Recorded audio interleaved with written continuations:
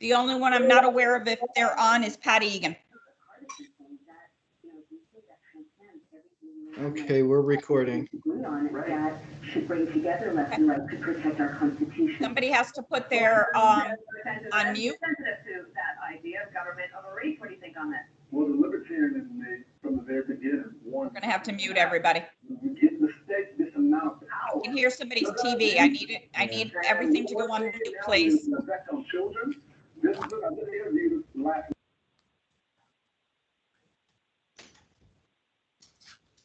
Thank you.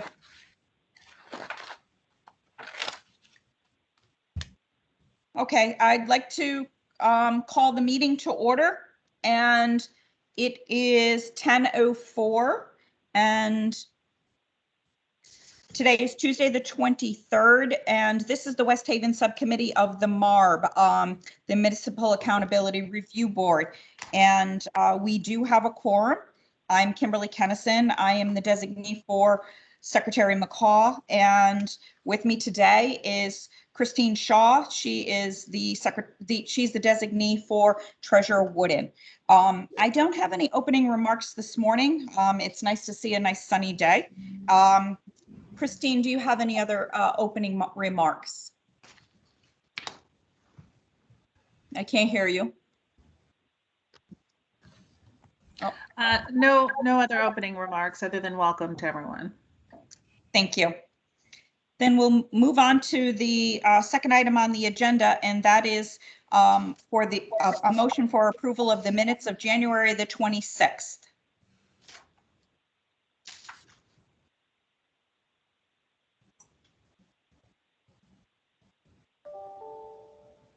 I can't hear anybody. The members. Bob Minnick, so moved. Thank you. Tom Hamilton will second that. Thank you. Any discussion?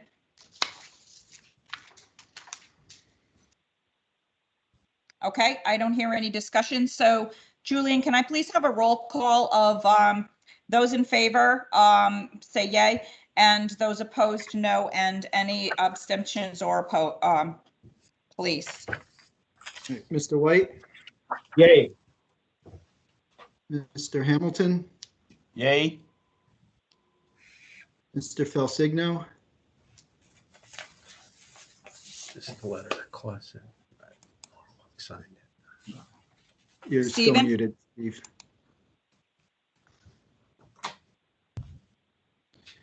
We'll come back to Steve. It's *6 to unmute.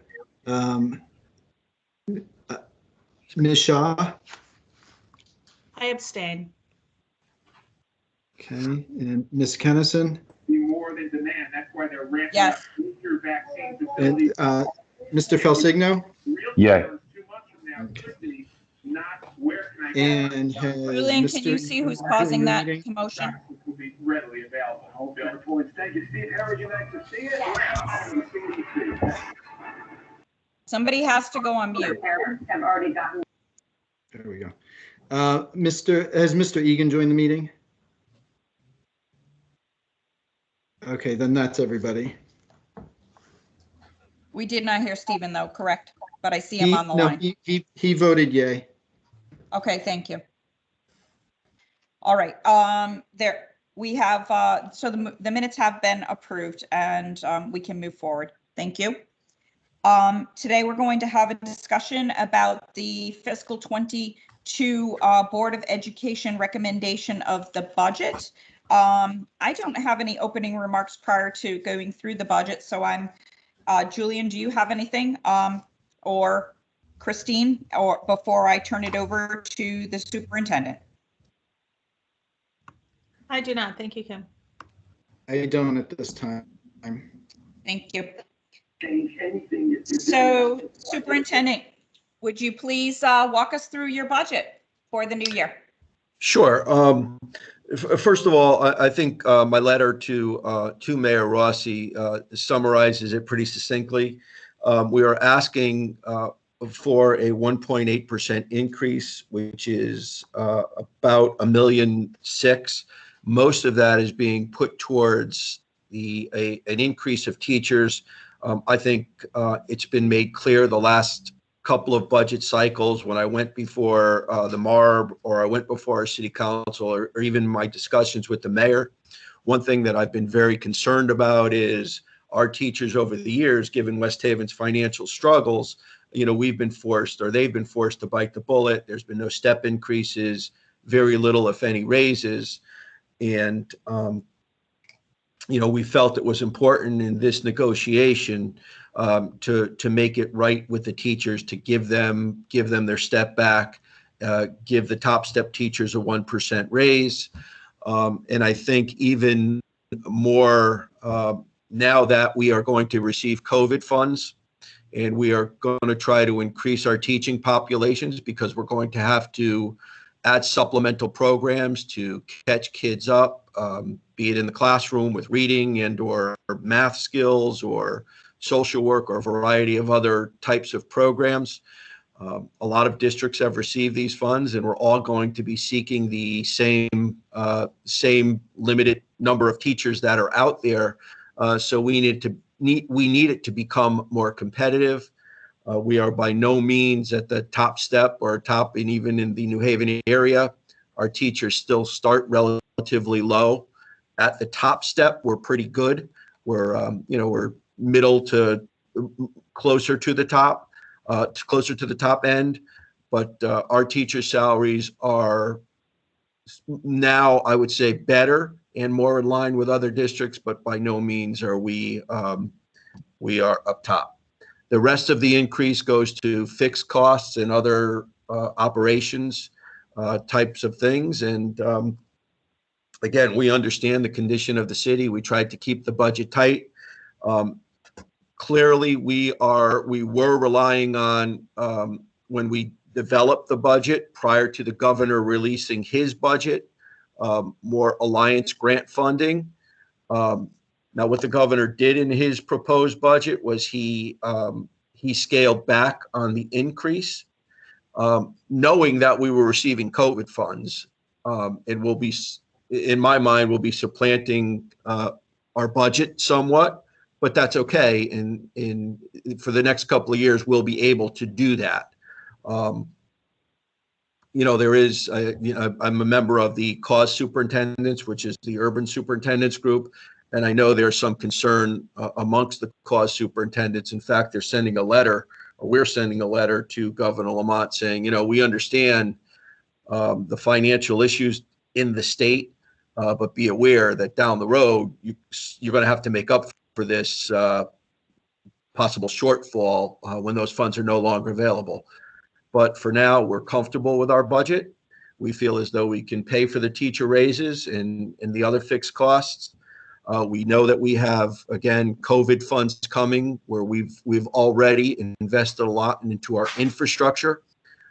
We've made some improvements to our buildings. We're starting to add programs. We're working on adding future programs. And we think we're in good shape, and we think we've been conservative with what we've requested.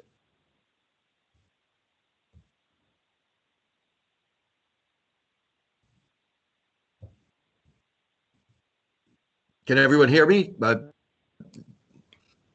Yes. Okay. So. Yes, sorry about that. I didn't realize No, I it's put okay. myself on mute. Okay. So I just have a quick question, Neil. It sounds like most of the increase is going to contractual wage increases based on your settlement of your contract and your need to be competitive on the wages. But are there any new positions in the budget? And if so, can you identify how many and what those positions are?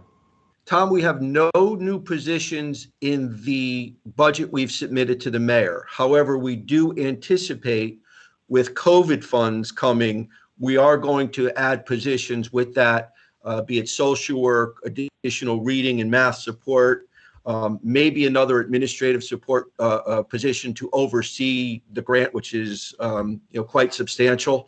So I anticipate that, and we are in the process of developing that when we apply for to receive that money.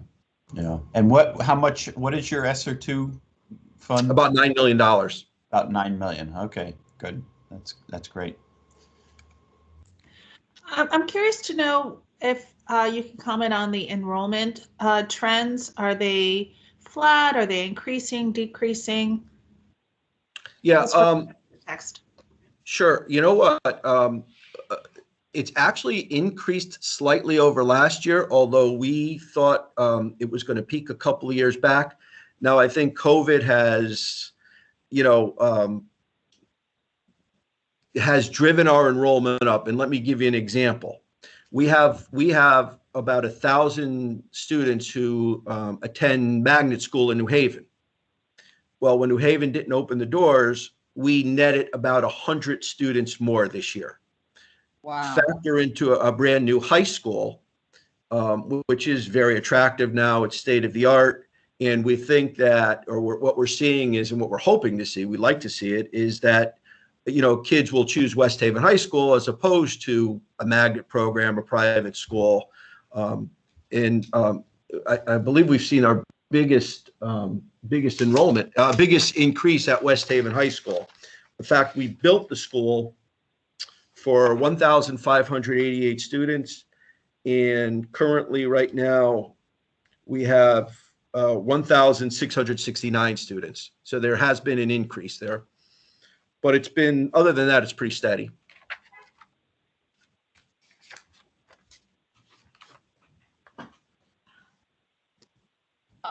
Neil, correct me if I'm right or wrong. The budget from last year included, you had the Alliance grant and the 1.6 that you received last year, you did include that in, and some of those contractual increases have already occurred. It's not that they're going to occur in 2022. They have already occurred. Do I have that right? No, they will. We negotiated the teacher's contract. I think we finished up in August or September. Okay. By the way, I believe the city council finally approved the final draft of it last night. It took us a while to get it up there, so you guys will see that. Okay. And that will go into effect in September. Oh, okay.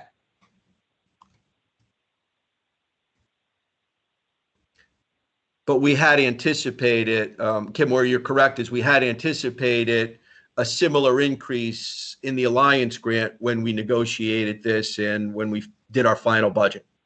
Okay.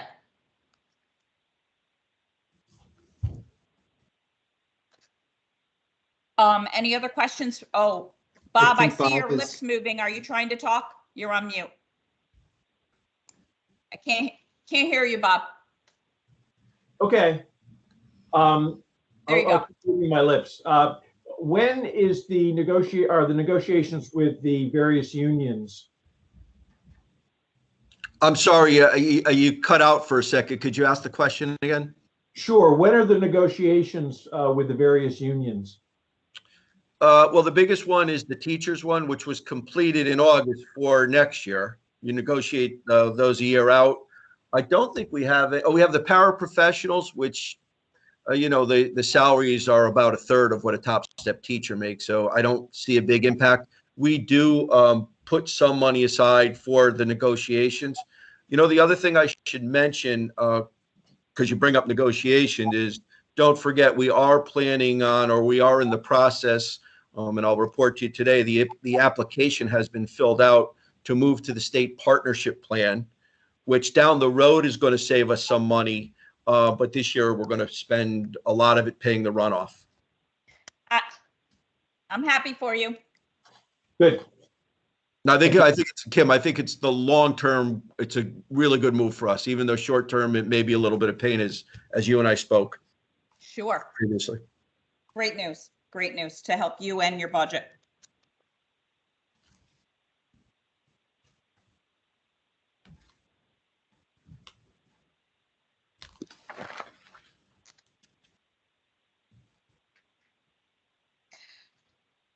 I noticed I compared last year's package to this year's package as a follow-up. I didn't see that you had a 10-year trend that was included in your package in the past for the enrollment numbers. I'm sure that you probably have maintained that. Could we have you send us that so that I can have that information? Could Matt please forward that on to me so that we can just have the one more year added to it? Sure. You know what I do, Kim, every year, because we're members of NESDEC, which is the New England it's consortium for schools. They actually provide us with one, and that's what we base our enrollment on. So I'll have them I'll have my assistant send you the latest enrollment projection we received for this year. Perfect. Thank you. This is sort of a question for the superintendent and for the MARB. I notice a continued increase in special ed, and I know we've wrestled with this issue with Hartford. Is there any kind of support that the superintendent thinks we could give on trying to, control those costs while at the same time providing the services that the kids are entitled to? Well, especially the last year, and I don't know if I'm answering your question directly, but I'll do the best I can. One of the things that we are somewhat concerned with are the schools where we send our kids to, especially those that have been closed, that have operating remotely, whether or not we're receiving the same type or same level of service. Even in with the example of New Haven, where I mentioned previously that 1,000 of our students attend magnet schools, some of them have special ed. They're labeled as special ed in some way, shape, or form. They've been sending us the same bill that we've been receiving, regardless of the fact that they've been open or not. So we're kind of questioning, are the kids getting the same level of service? And I think that's incumbent upon us to keep an eye on and to battle back and forth with New Haven and the other private schools. That's been an issue. But certainly increased funding from the state or looking at ways to look at the special ed funding and formula would be very helpful, because and I know I've mentioned this to Mara before. I mean, we get kids who move into town, and this happens all over the state. West Haven is not unique. We don't even know who the child is, but they've already been placed in a facility, and we're getting the bill for it because they now are a West Haven resident. So I think maybe a more equitable funding formula from the state and a way to follow the child might be a way to solve this problem. But I am concerned even about ACES, where we send a lot of kids, where they've increased their tuition. I'm concerned about New Haven because, again, we have to make sure the kids are getting what they are entitled to in their IEPs. And, frankly, I'm not just going to pay the bills until I see the kids getting the services. Good. We're happy if somebody needs to go on mute. Okay. One of the things that Hartford had recognized was the need to have a verification of the residency coming from the actual the agency that is providing the service. So nobody had any kind of follow-up. You're getting the bill, but they're noticing that there wasn't a verification of the residency. So she was actually pushing for that. Do you feel that you have that, or do you have a handle on that in Haven? We actually push back, especially with New Haven. We're making them make the students who attend the schools in New Haven provide us with the same, fill out the registration form, proofs of residency. And, we've sent them lists back saying, look, we haven't received this yet.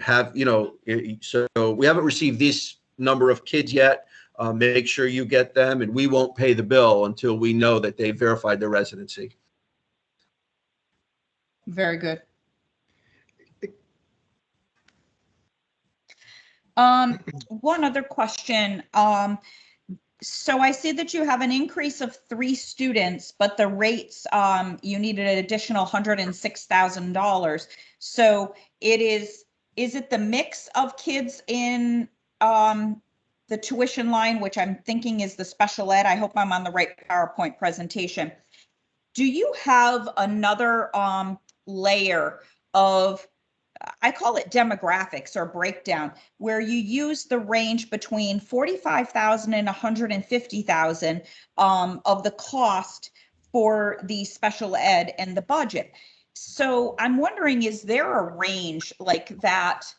You know, this type of child that needs this type of assistance is in a $50,000 range, and this type of child that needs this kind of assistance needs 100,000, and those that need a lot more care needs 150. Like, is there a way to stack up those numbers, or do you have additional information that goes underneath your numbers on the special education, Neil?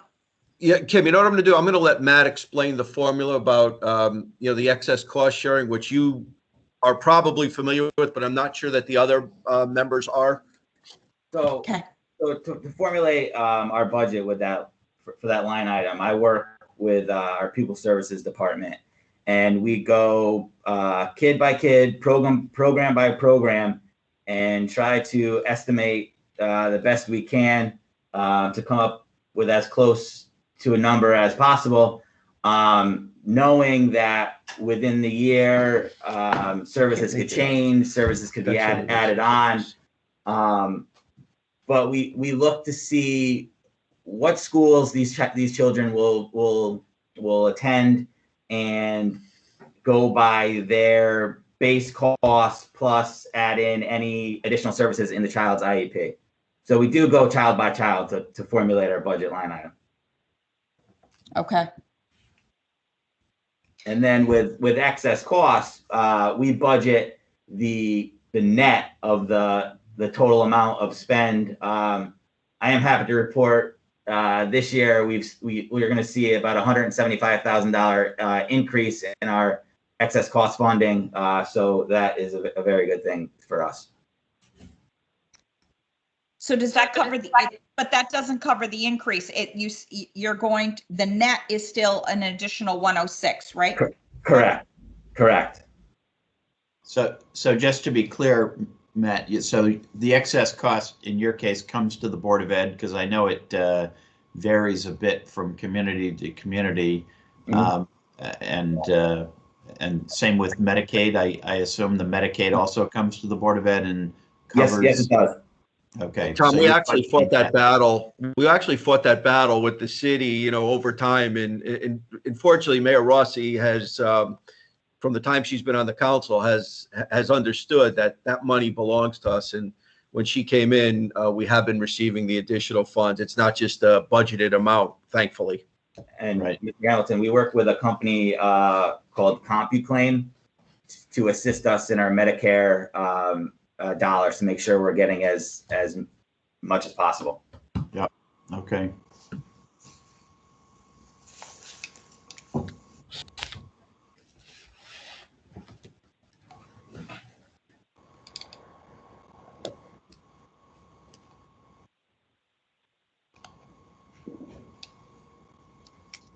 Other questions about this budget?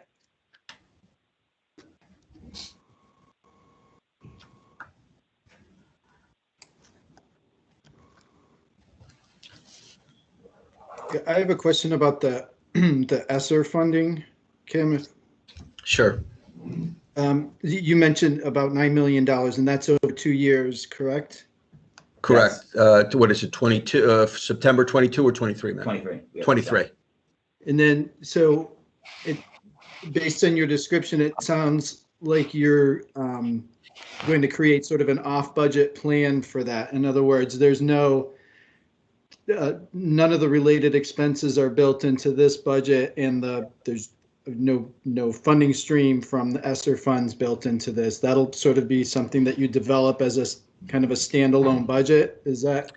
Well, Julian, be clear that as of now, in the governor's recommended budget, he has decreased the. Yes. Is it the? So there'll be no Alliance grant increase. And basically, to paraphrase the governor, we are to use this ESSER funding source to cover any budget shortfalls. But having said that, the State Department of Ed has some certain requirements that they would like to be met with these funds. So we'll have to go through the entire application process and get a plan approved similar to the Alliance grant. So we're still waiting on information from the State Department of Ed on the application to see what the process and what the items we're going to have to meet for these funds to be spent. However, we anticipate, for the first round of funding last year, and by the way, there was also an Alliance construction grant for Alliance districts. We received about $1 million, so we were able to do some infrastructure and HVAC and whatnot. Our first priority with these funds will be towards supplemental services and creating programs. Again, adding some teaching positions. We're looking at things like summer school, possibly increasing hours in the school day. So that is definitely our first priority. Again, we do need to supplement, as of today, some of what we didn't receive in the Alliance grant. And we also anticipate anything else left over after that. We can always use things to improve our facilities. But our first priority with this round of funding is programming to catch kids up who've been hit and miss for a year or so. What was the anticipated increase in the Alliance district funding for West Haven that you're not going to get under the governor's proposal? We've been getting about $1.5 million, $1.6 million, Tom. A total, or so I know in our Per year. case we had been anticipating about a $500,000 increase that now under the governor's proposal we're not going to get. I don't know if it's similar for you or whether your numbers are different, but. Yeah, Matt just said it's about 1.4. We had anticipated covering the whole teacher's raise with the additional Alliance grant funding. I see.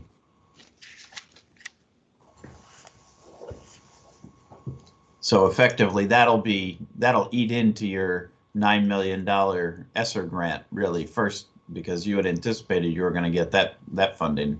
So. I think we're all in the same boat with that one, Tom. Again, I saw the Norwalk. We all signed a letter. The Norwalk superintendent's on there as well, saying, "Hey, look, you got to rethink this a little bit." Right. But I also understand that we still, in the end, are still getting more money than we would have gotten, if we weren't getting those funds. Right. Right.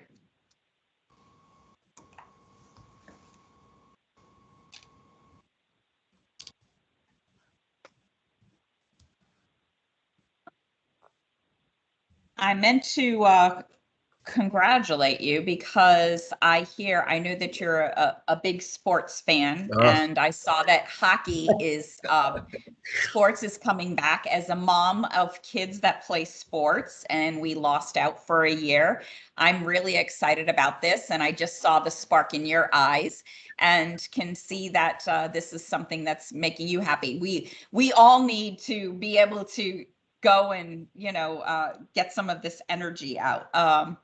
So you must be ecstatic about the opening and being able to have a spring season.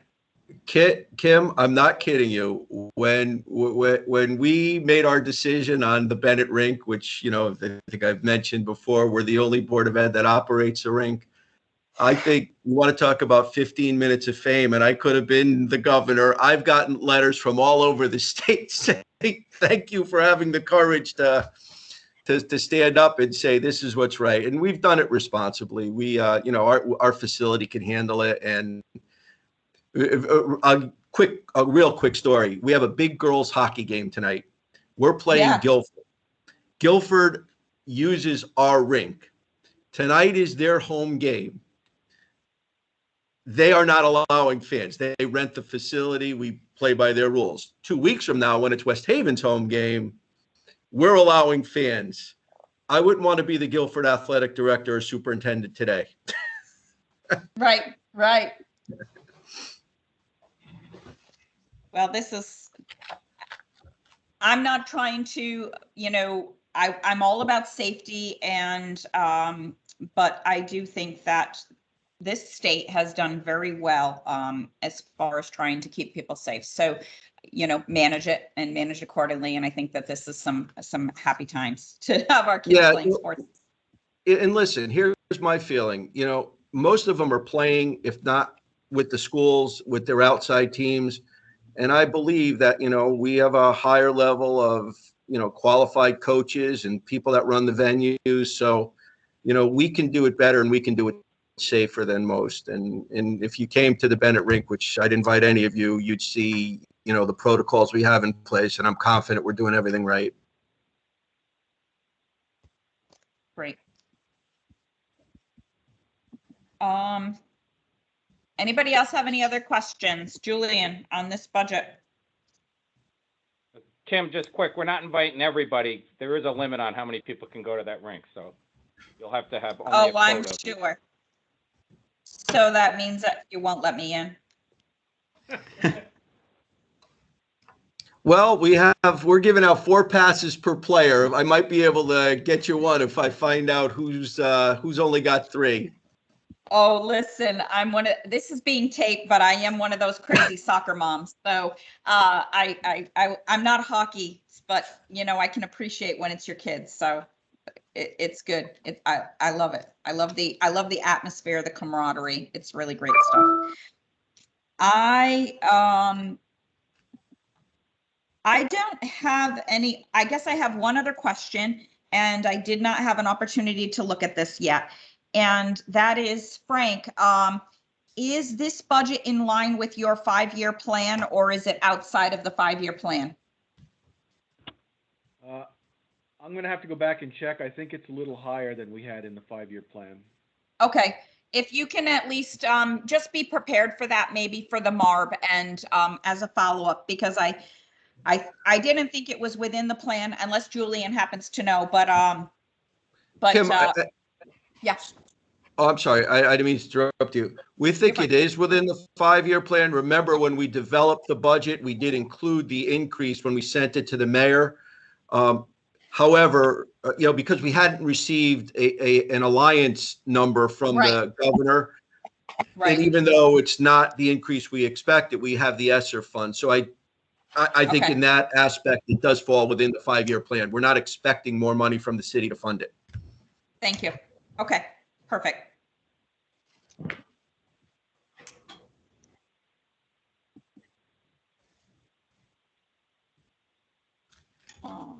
So do we need a motion, Kim? No. Julian? No, this was just review and for informational purposes for you. And, this will be woven into the review of the city budget. Okay. Which is coming out in March. The recommended budget comes out in March. All right.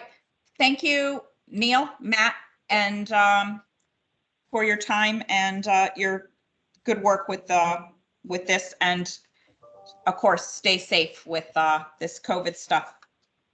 You too, Kim. And again, we'll look forward to seeing you at the Bennett rink someday. Hey, you know what? You might be surprised. I'll make sure that I see you. Take care. You too. We can move on to the next item on the agenda, which is the corrective action plan. Frank? Yeah, so I don't have anything new to report, and that's my fault. I've been trying to get the budget pulled together. So I have not integrated anything new. We have, we do have things identified in the last audit, the biggest of which was an AP issue that was related to the high school. There are controls in place that will prevent that from happening again. And just to remind the subcommittee, the issue was that a bill for Gil Bain, who is actually doing the construction work on the new high school property, was charged to fiscal 21 rather than fiscal 20. It is a capital fund expenditure. It has no impact on the general fund, but strictly from an accounting perspective, that needs to be addressed. So that has been addressed. A process is in place. and that will be taken care of going forward. I don't have the audit in front of me, Kim. I'm sorry, I don't have the other items, but I do know that that was the biggest one that the auditors brought out. Okay.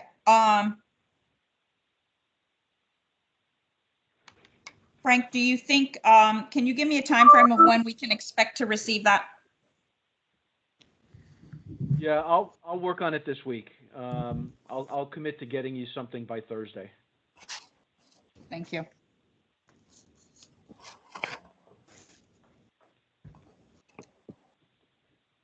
Okay, let's move on to any questions on that agenda item from the board members.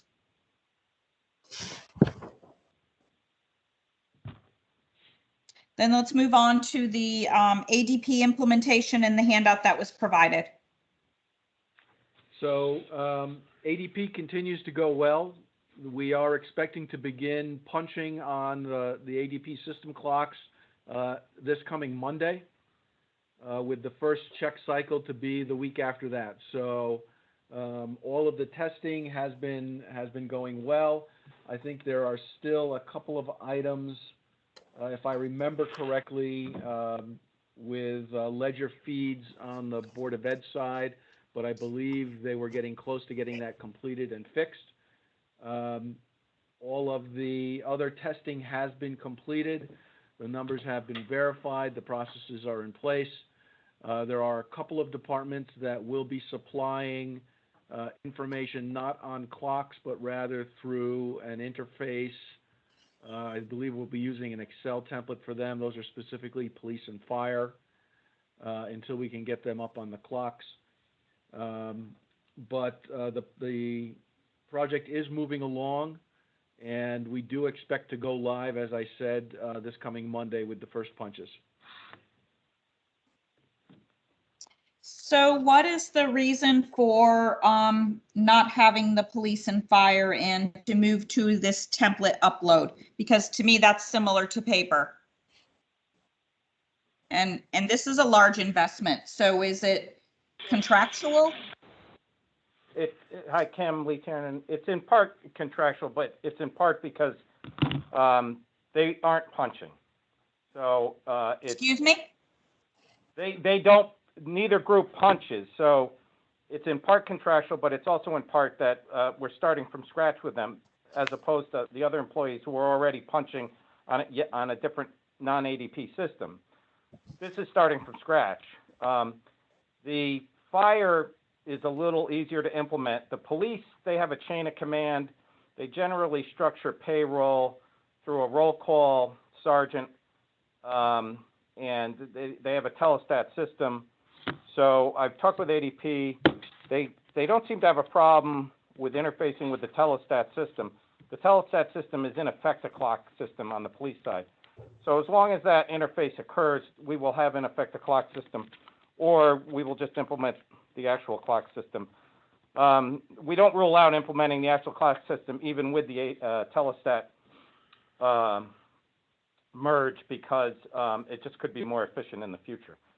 But they use a current telestat system, and so, you know, you need to get a paycheck out to everybody once a week. So it is the kind of thing where we're probably going to have to implement that over time. Fire should be easier to implement that. It's a smaller group. They don't have a telestat system.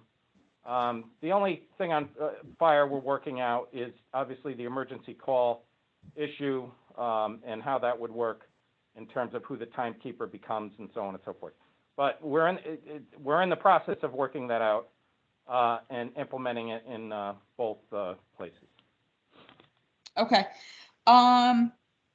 Frank, is it possible that based on these classifications of workers, that you could provide a head count? So if you're going, let's say you have 1,000 employees, of those 1,000 employees, you know, 300 are administrative, you know, 200 are teachers, and you know, how many are police and how many are fire, so that I can understand how many are going to go live now and how many are going to phase in later on. Sure, we could provide that information. And I think we did this earlier, but I would like to get it up to date so that I know what the phases of the implementation, because it's very costly to move to a system like this, and I don't want to fall short by not implementing. And because that's the whole reason for streamlining folks. And sometimes it's an adjustment to do that. But you know, I've worked with unions before, and I know that there is ways to definitely get folks, if they want their paycheck, the best compliance is for them to take ownership of their own time. Yes, I absolutely agree. So we have communicated out to the various department heads that there will be mandatory approval levels within the departments for the payroll system. There is training that is going on as we speak. My own training is happening on Thursday within the ADP system to educate me on the approval process for my own people. So we are moving to a structure that is tighter than has been in the past, I'll say. Okay. Any questions? Tim, Yes, Lee. just quick. It's not that we have resistance. It is. I've been in contact with both the fire chief and the police chief. It's just a question of administrative implementation. So Okay. I don't think it's going to be a piece of resistance. Perfect. Good, then I can, at least if I can see the head count and understand the population that is being addressed right now versus what's going to happen and what the plan is for them to phase in. Because I think we need to have a timetable of when is this going to happen? And when, of course, when is the town and everybody ready for it to happen too? Right, understood. Frank, on your chart, it states that you have a number of items that are in pink that says behind schedule. Have they been completed or are they still behind the schedule? So it says benefits, it's in pink, it says behind schedule. I believe they've been caught up. This was as of last week. So these look like Board of Education. So I will follow up with Matt to make sure that he's gotten this back to them. Matt, are you still on the line? Matt, are you still on the line?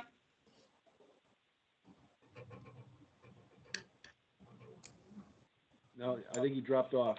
Okay, so I see 8 items that are sitting here in pink under status and it says behind schedule.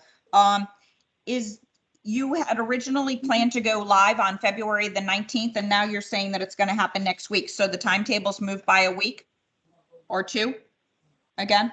I believe it's moved by a week. Okay. I got confirmation yesterday that punches will begin technically Sunday evening at midnight is the transition point.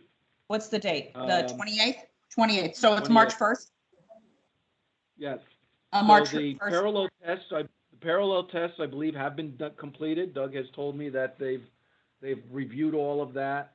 The deferred compensation, I believe that has also been completed. Yeah, it's been loaded. The time clocks are up. There are 2 that they're still working to try to get the network bridge that needs to happen because it's a remote facility. The plan is the day we go live with the ADP clocks, the remaining NovaTime clocks that are being used currently will be disconnected and replaced. So there are clocks in the buildings, but of course we do need to have at least 1 clock on site for people to continually use until we do the switch over. Okay. Exciting times. Yeah, nothing came up on our on the executive review meeting last week that would indicate that there's an issue. Okay.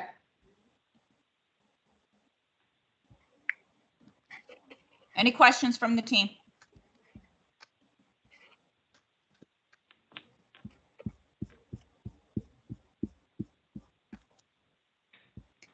That's my last item on the agenda. However, Frank, would you like to give an update on, I know we didn't share this information, or you want to wait on the new information that you received concerning West Haven and the grand list? No, I'll share that now if you don't mind. No, please. It's great news.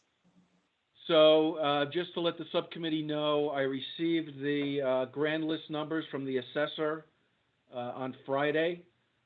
Those numbers did come in significantly higher than what was projected in the 5-year plan. As a matter of fact, for the entire city, the real estate and personal property is 10% higher than the model. Vehicle was up by 4 for an overall total of just over 9.5%. Grand list higher than what was in the original model. Or not the original, last year's 5-year plan. And within Allingtown, because of all the development that's been going down in Allingtown, those numbers are over almost 13% higher than originally projected. So great news from the grand list. I have asked the assessor to provide a breakdown of how much of that increase is actually due to revaluation versus development. So we can put all that together in an appropriate analysis for you. Perfect. Any questions? Tom, it looked like you were coming to say something. Yeah, I was going to just ask, is it, was this a reval year? But I gather based on what Frank just said, it was a reval year. And maybe just as follow-up then, do you know, and if you don't know, maybe you can pull this together for additional information, where the growth was occurring in terms of type of property, how much was the increase was driven by residential versus commercial properties, and so what is sort of the impact on your residential taxpayers particularly? If obviously if your grand list has gone up by 10%, that's great news. It would suggest that going forward, when you're able to set the mill rate, you'll be able to reduce the mill rate in light of the increase, but the impact could vary from property type to property type. And if you saw, commercial property go up more than residential property, that would be particularly favorable, at least from the standpoint of your residential property taxpayers.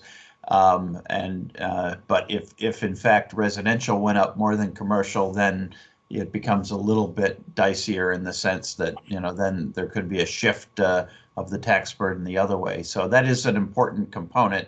I don't expect you to necessarily have it, but that information right now, but it would be good to know that later. I agree. Yeah, we don't have the exact number for you today, but residential did go up more than commercial. West Haven experienced, like other Connecticut communities, an influx from New York and New Jersey folks who wanted to spread their wings. Right.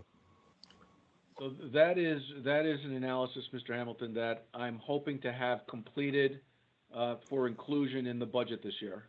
So just to provide some color as to what's going on. Great. And just don't forget, we're a waterfront community, so there's obviously a difference between increased valuation along the water, even with the increased interest, increase along the water versus as you get closer to the northern part of the city. Right. Yep.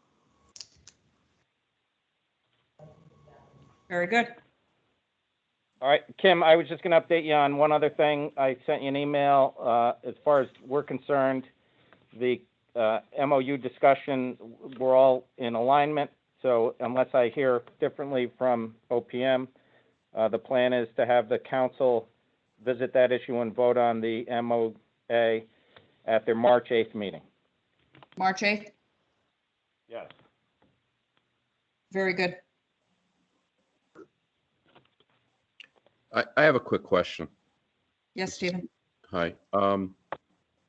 So I think that's great news about the increase in the value of your overall real estate, and I understand it's a particular year where there's a reevaluation. But what would also be interesting to know is, since the MARB is continually aiding West Haven, and the taxpayers of the state of Connecticut are partnering with you in that way, it'd be interesting to know what increase in your tax base and where that increase is, as you said, but also how that might affect your the continuous need to have MARB funds. Just so you're aware, Stephen, they're under the contract. There is only one more year after this year. But if the increase their tax base increases, maybe that could be mitigated even sooner, right? Their goal was always to get their fiscal house in order, which they seem to be really doing a great job with, and hopefully doing that sooner than later. Maybe this might be something that could contribute towards that. Mm-hmm.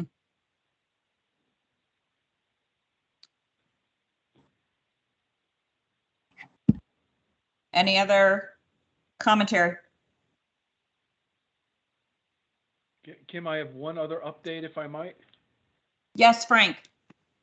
As part of the audit, you know that there was a notation regarding a pensioner in Allentown.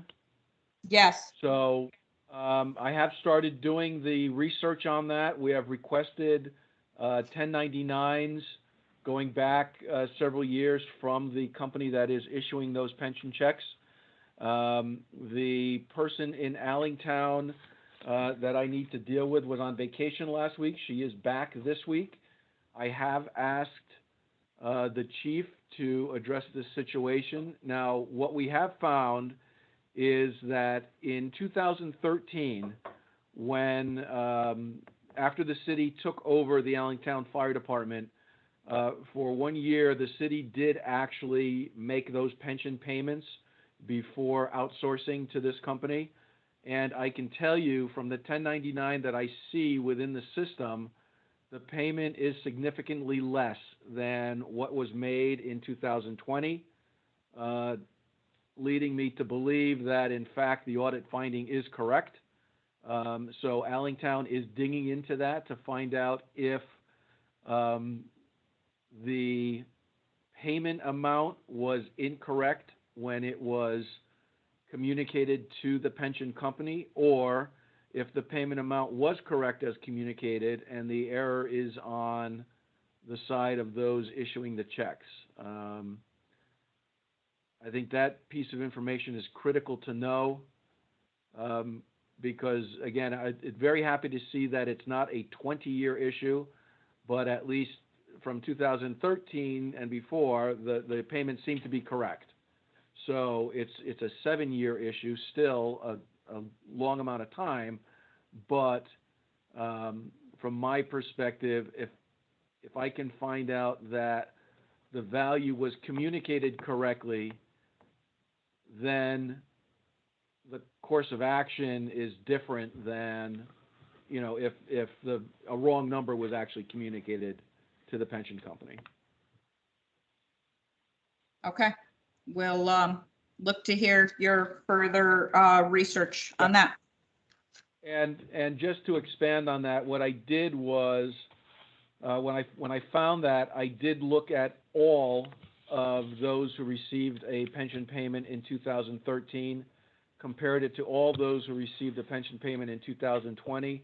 I believe there were 3 individuals that have since passed, so their payments are off now.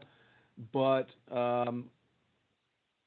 there were 3 other individuals, not to the extent that we found with the one identified, but typically what we were seeing is from 2013 to 2020, all the pensioners, the annual payments received increased by roughly 5%, which would be in line with COLA adjustments over the 7-year period.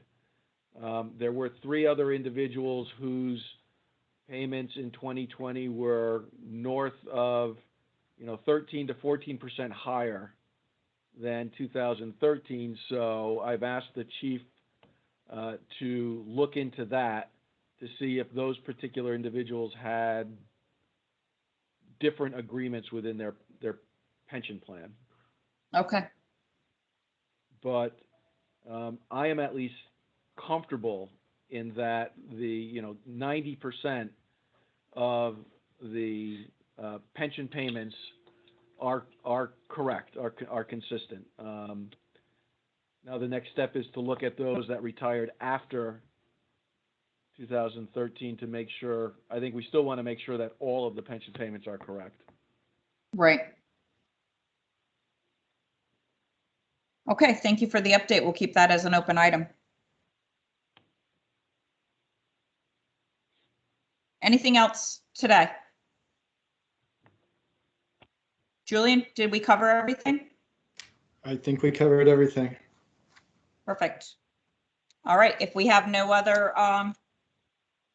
comments or questions, then can we get a motion to adjourn? I will move to adjourn. Thank you, Tom. How about a second?